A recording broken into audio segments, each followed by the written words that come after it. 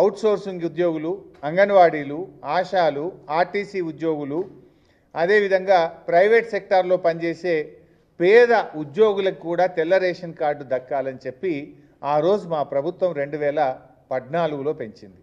ఇవాళ 10 ఏళ్ళు అయింది కదా బైసాబ్.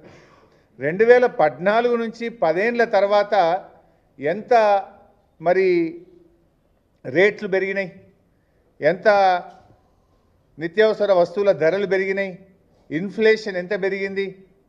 మరి ఆ ప్రకారంగా ఇన్కమ్ లిమిట్ పెంచాలన్నా వద్దా? ఆ 2014లో బీఆర్ఎస్ పెట్టిన ఇన్కమ్ లిమిటే పెట్టిండ్రు.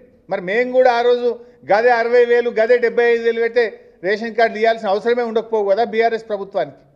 మాదేమో మానవతా దృక్పథం. మేమేమో ఎంత ఎక్కువ మందికి కార్డులు ఇవ్వాలని మేము ఆలోచిస్తే, మీరేమో ఎంత ఎక్కువ మందికి కోత పెట్టాలని మీరు ఆలోచిస్తున్నారు.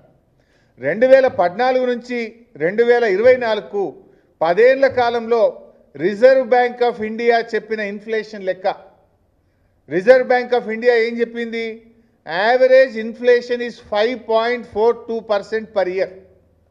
5.42% పర్ ఇయర్ అంటే 10 ఏళ్లకు మనం లెక్క పెడితే 69.60% ప్రైస్ ఇంక్రీజ్ ఉన్నది. నిత్యావసర వస్తువుల ధరలు 2014 నుంచి 2024 మధ్య మొత్తం దేశవ్యాప్తంగా రిజర్వ్ బ్యాంక్ ఆఫ్ ఇండియా లెక్కల ప్రకారంగా 10 సంవత్సరాలకు క్యుములేటివ్గా చూస్తే అది 69.60%. అంటే దాదాపు 0.7%, 70%.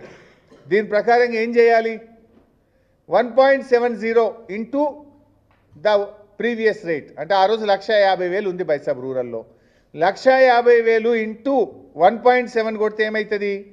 ఆ ఆదాయము మనం ఆ రకంగా పెంచవలసినటువంటి అవసరం ఉంటుంది. కానీ మీరేం చేస్తుండ్రు? అది పెంచే ఆలోచన చేయకుండా ఈరోజు పాత రేట్లనే కొనసాగించేటువంటి ప్రయత్నం చేస్తున్నారు. మరి ఆ రకంగా మేము ఆ రోజు 2.5 టైమ్స్ పెంచాం.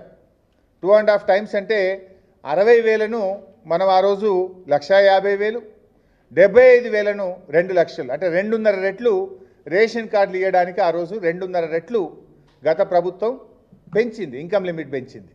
మీరు 2.5 రెట్లు పెంచుతారా? At least 0.7%. Inflation Reserve Bank of India చెప్పిన ప్రకారంగా ఇన్ఫ్లేషన్ ప్రకారంగా మీరు ఆ 1.7 మీరు చేయాల్సినటువంటి అవసరం ఎంతైనా ఈరోజు ఉంది.